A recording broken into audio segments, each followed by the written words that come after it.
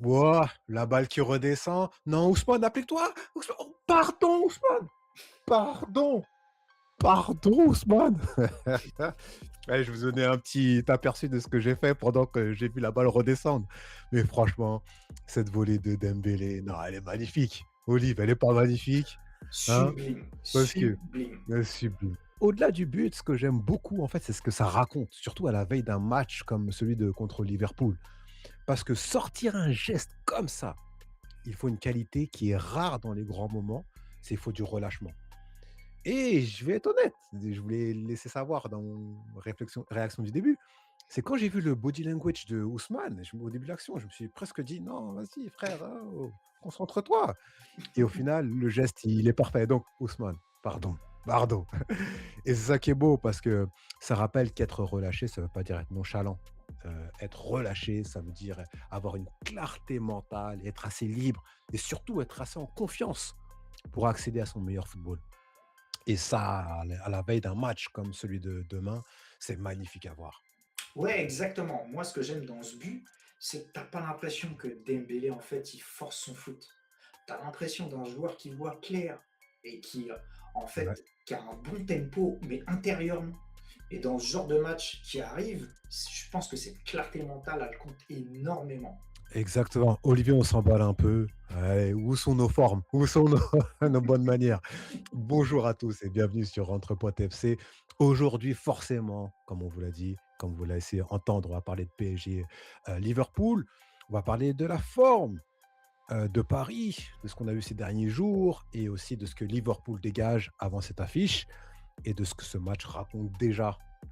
Et si ce genre de conversation vous parle, en fait, là où on parle, nous, de terrain, du contexte, de ce qui se dit autour des matchs, et que tout ce que le football peut provoquer, abonnez-vous à la chaîne. Cliquez, cliquez. Et justement, le vrai enseignement de Toulouse, en tout cas pour moi, il est là. C'est pas une histoire d'être rassuré ou pas rassuré, parce qu'au fond, ça ne veut pas dire grand-chose. Mais on a déjà vu Paris gagner avant une grosse soirée européenne et complètement passer à côté du match après. Et on a déjà vu l'inverse aussi. Le vrai sujet, c'est plutôt, est-ce que l'équipe garde la fluidité affichée avant la trêve internationale ou est-ce qu'elle se remet dans le même état d'esprit? Oui, non, voilà, tu sais, tu as dit le mot état d'esprit, voilà, est-ce que Paris, ça se remet dans le bon sens? Là, c'est ça qui est important. Ouais, ouais, et bon, c'est l'un des trucs qu'on regardait vraiment, c'était le retour des internationaux. Et surtout des Français, parce que bah, c'est eux qu'on suit le plus, hein. Et tu vois, Dembélé, forcément, tu le regardes d'un peu plus près. Il a joué une mi-temps, il met une super passe. Donc moi, je trouve que bah, le bilan est plutôt positif. Mais en fait, là où j'ai un petit peu peur, c'est dès qu'il sort, bah, il est un peu. On a eu tous un petit peu peur, petite alerte, il se touche l'arrière de la Ouais. cuisse. Mais bon, après, tu as toujours des moments où tu te dis, bon, qu'est-ce qu'il y a vraiment? Est-ce qu'il est blessé, pas blessé? Parce qu'on sait très bien que dans ces cas-là, tout ce qui est dit publiquement et la réalité, parfois, il y a un écart, en fait. Je voulais aussi parler de Doué, en fait. Ouais. Lui, en tout cas, il va revenir chargé à bloc avec une énorme confiance. Il a mis un doublé exceptionnel. Il rentre un peu plus dans l'histoire, un peu plus tôt que prévu. Donc forcément, bah, je pense que ça dit quelque chose. Après, bon, moi, je sais qu'il y a un Ouais. truc qui revient chez lui et qu'il va falloir surveiller absolument. C'est que à chaque fois, sur certains matchs, il force ses actions, il tente un peu trop seul. Et je pense qu'il y a toujours moyen dans ces moments-là qu'il fasse la passe, en fait. Et bah, Oui, critique doué. c'est pas une critique lourde, mais bon, je pense que c'est pour lui un axe de progression Exact. normal. Le plus dur, c'est que bah, quand tu es en confiance, c'est juste de savoir rester dans le bon tempo du jeu, en fait. Ouais, non, mais tout à fait raison, je te taquine. Mais après, c'est vrai que ce que j'ai trouvé de bien contre Toulouse, c'est retrouver, cette, collectivité, cet état d'esprit. Même si c'était pas l'équipe type, tout le monde a été sérieux. D'ailleurs, revirement de situation pour Beraldo, hein, qui était le pestiféré et puis maintenant qu'on est au milieu, les avis commencent à changer donc c'était bon à voir et puis, voilà, après le vrai truc, c'est que après cette trêve, on retrouve le petit cœur qui bat un peu plus vite à l'approche, C'est ça. de la Ligue des Champions, donc ça c'est magnifique, hem et surtout, en plus, quand on connaît le contexte, hein, avec l'odeur de ce qui s'est passé, l'année dernière et cetera et ça met un petit piquant de fou parce qu'on est un peu plus profond dans la Ligue des champions en quart de finale. Donc voilà, on a déjà envie d'y être, on a déjà envie de voir le match, de ressentir, les choses et puis après de faire le débrief bien entendu. Donc voilà, on est à l'approche d'une grande soirée encore de Ligue des champions. Et moi, ce que je trouve marrant, en fait, c'est toute cette, excitation-là, je pense qu'elle est différente d'avant. Et pardon, hein, C'est-à-dire? c'est pas de l'arrogance, hein, faut pas tout mélanger. C'est juste qu'on Mmh. arrive plus, avec un complexe, en fait. Je pense que cette époque-là est Mmh. terminée. On n'arrive plus avec, l'envie de surjouer ou de vouloir rentrer dans un costume qui serait trop grand pour nous. Mais en fait, Mmh. on arrive à un moment où, c'est plus une conviction, tu vois, où on est plus calme. Tu dis pas déjà que tu as gagné, tu dis pas que tu es au-dessus, tu dis juste: on est capable en fait» et franchement, dans l'approche mentale d'un match, je trouve que ça change énormément. Donc maintenant, on sait que Paris arrive, vraiment dans de bon état d'esprit, hein, à la manière de la volée de Dembélé, donc ça, c'est super. Maintenant, on va parler de l'autre équation qui est le Liverpool Oula. et comme tout le monde le dit, hein, le scénario de la saison dernière reste dans les têtes, hein, parce que oui, on les a sortis, mais c'était pas un scénario tranquille, c'était vraiment genre, c'était limite du 50-50, puis on a mouillé des couches comme on dit après, le hold-up, du match aller, voilà et puis on arrivait à Anfield en mentalité, costaud, on a montré les dorsaux et puis voilà, après il y a eu le scénario, voilà avec, les tirs au but donc Liverpool qui ont pensé voilà: «Oh ouais, ils ont eu de la chance, ouais». Et puis d'ailleurs, tu as une expression que tu utilises et j'aimerais bien que tu expliques un peu, à Je nos reviens un peu auditeurs là-dessus, ouais. et amis. Ouais, reviens sur, la perception justement, des pénaltys, en fait.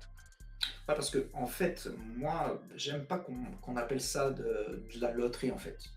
Pour moi, 90 minutes ou les 120 minutes au besoin, ça sert à tester le football sur le terrain. Le jeu, les occasions, les ajustements, la résistance physique, la maîtrise tactique. Et si malgré tout ça, en fait, tu n'arrives pas à départager les deux équipes, souvent le foot te dit, bah écoute, très bien, on va tester autre chose maintenant. Et en fait, bah, Mmh. tu testes les nerfs, tu testes la lucidité, le sang-froid, l'exécution. Au final, tu testes la tête. Exact, ouais, ouais, tu sais, le dialogue interne dont on parle souvent dans nos vidéos là, c'est exactement ça que tu testes. Non, j'aime beaucoup cette vision-là que tu as. Elle résonne avec moi. Mais effectivement, et en fait, c'est ce à quoi servent les pénaltys. Ça sort pas du foot, ça déplace l'épreuve. Exactement et là, ça change complètement la lecture. Parce que si tu vois ça comme de la chance, bah, tu as l'impression que Liverpool, ont perdu sur un coup de dé. Alors que Ouais. si tu vois ça comme une épreuve, de nerfs, Paris était costaud, Paris était fort mentalement. Donc voilà, donc là, à Liverpool, ça laisse une trace. Parce qu'ils reviennent pas juste contre Paris, ils reviennent aussi contre le souvenir d'une soirée où, beh, dans la tête, c'était pas ça. Après, moi, ce qui me frappe avec Liverpool en ce moment, c'est qu'en fait, ils sont pas du tout dans le déni. Ils font pas semblant de dire: «Ah non, ça y est, tout va bien». Ils maquillent Mmh. pas leur mauvaise période, en fait. Ils savent très bien qu'ils sont pas dans leur meilleure forme. Et c'est justement pour ça que je trouve ça hyper dangereux. Parce que en fait, tu sais, un grand club qui se ment à lui-même, parfois, bah, il s'effondre. Mais un grand club qui se regarde droit dans les yeux, c'est pas forcément un Mmh. club fini. C'est parfois un club qui attend juste le bon moment pour se rallumer. Et franchement, quoi de plus puissant pour provoquer ce déclic qu'un PSG Liverpool en Ligue des Champions, avec en En mémoire, quart de finale! c'est ça, avec en mémoire en fait de l'année dernière encore dans les têtes. Paris arrive avec une confiance à protéger, alors que Liverpool arrive avec quelque chose à recréer. Et là, avec tout ce que tu viens de dire, le scénario idéal pour Paris, c'est de leur mettre un coup super tôt. Tu sais, tu les replonges dans leurs doutes très, Tout à très tôt. fait. Et là, Paris se faciliterait la tâche. Parce que si le match, s'équilibre, tu les laisses croire ils attendent qu'un déclic. Et on sait que dans le football, tu sais, les déclics, ça peut amener très, très, très loin. Ouais. Donc, voilà, alors que si tu les touches vite, un petit coup dans le foie là, façon, tu les empêches de respirer et puis voilà, quoi. Et puis en plus, au milieu de tout ça, ben il y a une histoire particulière. On parle de déclic et quand il y a cette histoire-là dont on va parler, il y a le truc, intéressant. Effectivement, bah, on va parler de Monsieur Ekitike. Et ça, je pense Mmh. que c'est une vraie sous-intrigue. Parce que la lecture facile, c'est l'ex qui veut marquer contre son ancien club. Alors qu'en vrai, je Mmh. pense que c'est plus fin que ça. Moi, je pense pas Exact. qu'en partant de Paris, soit devenu plus fort. Je pense que surtout qu'à Paris, en fait, il y avait pas de place. Avec les stars devant, la place pour exister, en fait, pour avoir du temps, pour pas rater, pour prendre confiance, en fait, elle était minuscule. Exactement, avec, Mbappé qui veut jamais sortir, Messi, Neymar, tu veux faire quoi? Donc aujourd'hui, ouais, si elle revient avec un autre statut, il y aura forcément cette petite idée de montrer quelque chose. Pas forcément, je pense pas qu'il soit dans cette idée de dire je me venge, mais plutôt en fait, j'avais le niveau, vous pouviez pas juste le voir quand j'étais là. Mais vous allez le voir ce soir. Exactement. Oh, le scénario de dingue. Donc voilà, on va regarder le match avec ce détail en tête parce que ce genre d'histoire, tu sais, un peu personnelle, ça donne une tension toujours particulière et puis on connaît l'histoire, des ex avec Paris. Comme tu dis, c'est pas aussi simple que ça, mais Ouais. avec cette sorte de malédiction, voilà, ça met un peu plus de piment à la recherche du déclic en plus, donc c'est assez intéressant. Ouais, parce qu'en fond, en fait, dans ce match, il y a plein de petites couches, il y a des niveaux, il y a le contexte, il y a les dynamiques aussi, il y a les têtes et puis, bah, il y a les histoires individuelles et c'est aussi pour ça qu'on attend beaucoup de paris, demain soir. Exactement, ça, tu dis attendre beaucoup et c'est pour ça que ce que je leur souhaite à nos joueurs, c'est d'avoir la force de continuer à nous faire rêver, qu'ils prolongent cette dynamique exceptionnelle parce que je le répéterai jamais assez, ils vivent tout ça sans une vraie préparation. Et Ah, au-delà de l'aspect physique, etc., ils n'ont pas eu le temps de respirer mentalement et qu'ils arrivent à faire ça. Non, arriver à ce niveau de jeu, à ce niveau de la compétition, je trouve ça exceptionnel. c'est Et incroyable. encore, il faut louer monsieur Luis Enrique pour tout son travail. Il faut louer les joueurs qui sont réceptifs au discours de Luis et de son staff. Donc, un grand chapeau à vous et Bravo à eux, continuez à ouais. nous faire rêver. Tous les voyants sont au vert comme une volée relâchée de Dembélé. Quel but, mais quel but! Quel Heu but. et je sais que t'aimes pas faire ça, mais écoute, Ouais. moi j'ai envie de connaître, ton prono. Heu, qu'est-ce Ah, tu connais ma quel superstition. Tu je connais sais ma très bien, superstition. mais je peux pas m'empêcher de te poser la question et de voir un petit peu comment tu sens, que le match, va basculer, ou pas. Allez, je vais commencer. 3-1. Mais je me bats entre mon espoir de supporter et mon cerveau, objectif. Mais je vois un petit entre 3-0 ou 3-1. Je vois une victoire assez nette de Paris. Et toi? Bah, écoute, moi, il y a mon côté, super fan, et supporter du PSG, qui dirait d'emblée sans sourciller, 3-0.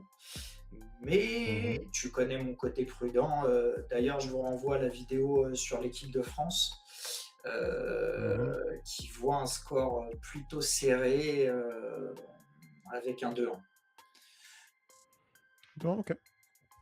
OK, OK. Bon, on va voir, qui s'y connaît mieux en foot, hein, en termes de en termes de prévision. Non, mais voilà, non, mais je t'embête et Ouais, parce que je viens de t'embêter, je vais te poser une question sérieuse, tu vois, pour, remettre un peu pardon. oh Tu là, as prévu dis-moi. de manger quoi pendant le match? Ah Tu as prévu de manger quoi pendant le moi, match? j'étais parti trop loin dans ta question. Non, franchement, ouais, je pense que je vais faire simple, ouais, je pense que je vais faire, poulet avec du légume, voilà, un truc facile à manger. Écoutez-le, monsieur, je suis meilleur que tout le monde, je mange sain. Au moment où moi j'allais dire pizza et le mec il me dit poulet. Excuse-moi, monsieur. Non, bah ok, bah c'est cool. C'est cool, c'est cool. Bah, maintenant tu me fais culpabiliser avec ma pizza, mais on va prendre la pizza quand même. Non, mais c'est cool. En tout cas, merci beaucoup d'avoir regardé cette vidéo. On se retrouve pour le débrief. D'accord? Et n'hésitez Effectivement. pas, bien sûr, à vous abonner. Et puis, Likez, oubliez pas, c'est important, voilà. pour nous et pour vous aussi. Merci beaucoup. Allez, on se tient au courant. À la prochaine.